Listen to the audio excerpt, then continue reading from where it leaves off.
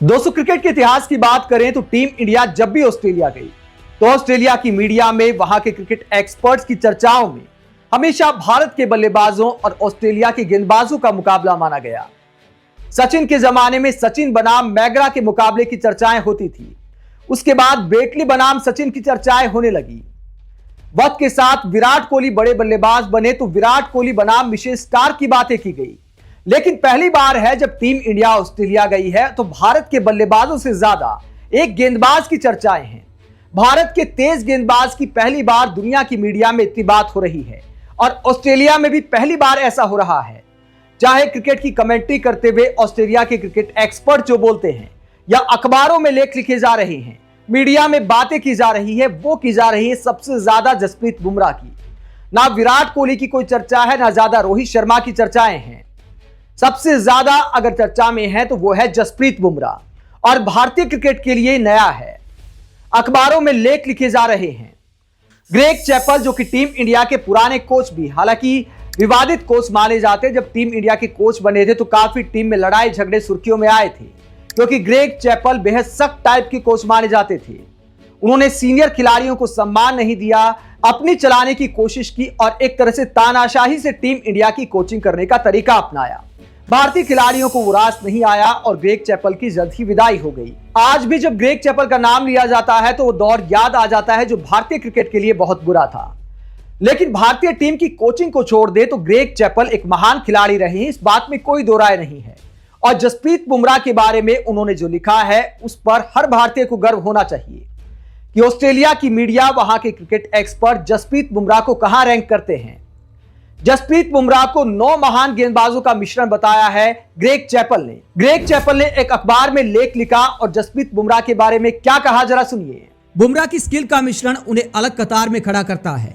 उनके पास Malcolm martial की परिस्थितियों से सामंजस्य बिठाने की क्षमता, डेनिस लिली की आक्रामकता, रिचर्ड हैडली का नियंत्रण, रॉबर्ट्स की रणनीति, वसीम अकरम और वकार यूनिस की रिवर्स स्विंग, मैगरा की सटीकता, डेल स्टेन की विस्फोटकता और कगिसो रबाडा की आधुनिक बहुमुखी प्रतिभा का मिश्रण है।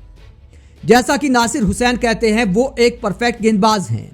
उसकी पीठ की सर्जरी हुई है और ये पता नहीं है कि उसका करियर कितना लंबा चलेगा, लेकिन अगर उसने इसी तरह से गेंदबाजी जारी रखी तो उसका नाम भी इन चैंपियन गेंदबाजों की तरह लिया जाएगा। गुजरे जमाने के दिग्गजों ने नींव स्थापित की तो वही बुमराह अपनी खुद की विरासत बना रहा है। एक ऐसी विरासत जो तेज गेंदबाजों की भावी पीढ़ियों को प्रेरित करने का मादा रखती है। बुमराह की घातक यॉर्कर और अस्थिर उछाल ने मैदान पर डेनिस लिली की आक्रामकता की यादें ताजा कर दी हैं। तो Greg Chappell, Dennis Lillee, Malcolm Marshall जैसे गेंदबाजों से तुलना करते जसप्रीत बुमराह की। कहते कि जसप्रीत बुमराह में दुनिया के जो आला तेज गेंदबाज रहे हैं उनकी कोई ना कोई खूबी है। ग्लेन मैगरा जो लाइन और लेंथ के लिए जाने जाते थे, तो जसप्रीत बुमराह सिर्फ रफ्तार के सौदागर नहीं है, लाइन लेंथ के मामले में अनुशासन भी कमाल का है। वसीम अकरम और वकार यूनिस की तरह रिवर्स स्विंग करना भी जानते हैं। हालांकि वसीम और वकार की बात करें तो ओडीआई में मैं मानता हूं कि जसप्रीत बुमराह उनसे भी बड़े गेंदबाज हैं।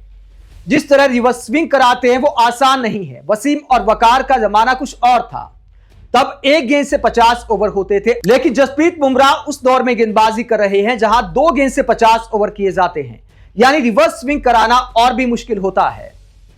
दोस्तों, जसप्रीत बुमराह के बारे में ऑस्ट्रेलियाई मीडिया का ऐसा लिखना बहुत बड़ी बात है और जसप्रीत बुमराह ने यह साबित भी किया है। 1914 के बाद दूसरे ऐसे गेंदबाज बने हैं जिन्होंने 20 से कम की एवरेज से 150 विकेट पूरे किए। साथ ही ग्रेग चैपल ने यह भी कहा कि अगर जसप्रीत बुमराह को थोड़ा सा मदद मिलती है कंडीशंस की तो उसके बाद वो अच्छे से अच्छे बल्लेबाजी लाइनअप को अकेले ध्वस्त कर सकते हैं और पर्थ में उन्होंने करके भी दिखाया।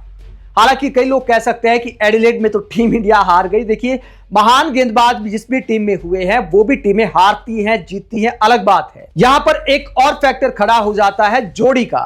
तेज गेंदबाज अक्सर जोड़ियों में अच्छा प्रदर्शन करते हैं। जब कोई एक गेंदबाज के भरोसे पेस अटैक हो जाता है तो उस गेंदबाज पर भी दबाव आता है। इतना आसान नहीं होता, सामने वाली टीम संभल कर खेलती है। यह लगता है कि यार जसप्रीत बुमराह का ओवर आराम से निकाल लेते हैं, दूसरे गेंदबाजों पर रन ले लेंगे। तो ऐसे में जसप्रीत बुमराह के लिए विकेट लेना आसान नहीं रहता क्योंकि दुनिया भर के बल्लेबाज उन्हें सम्मान देते हैं और जब आप किसी गेंदबाज को अतिरिक्त सम्मान देते हैं तो उसके लिए विकेट निकालना और भी ज्यादा मुश्किल होता है। जब जोड़ियों में अच्छे तेज गेंदबाज आते हैं, राहत की कहीं सांस नहीं मिलती, तो उसके बाद हर गेंदबाज पर शॉट खेलने पड़ते हैं बल्लेबाजों को। जब मोहम्मद शमी और जसप्रीत बुमराह एक साथ गेंदबाजी करते हैं, तब मामला और खतरनाक हो जाता है।